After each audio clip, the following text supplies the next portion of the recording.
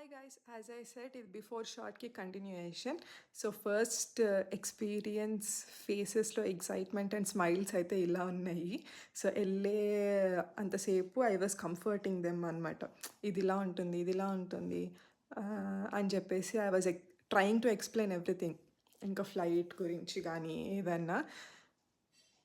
అసలు చూడండి ఎంత డీప్‌గా చూసేస్తున్నారంటే ఇంక అసలు ఆ విండో నుంచి అయితే అటు ఇటు తిరగట్లేదు. నేనైతే మధ్యలో ఒకసారి చేంజ్ చేయించేసాను సీట్స్. ఇంక ల్యాండ్ అయ్యేటప్పుడు తాతయ్య విండో సైడ్ ఎళ్ళిపోతే చూడ్డానికి ఆయనకి వీలుగా ఉంటది కదా అని చెప్పేసి.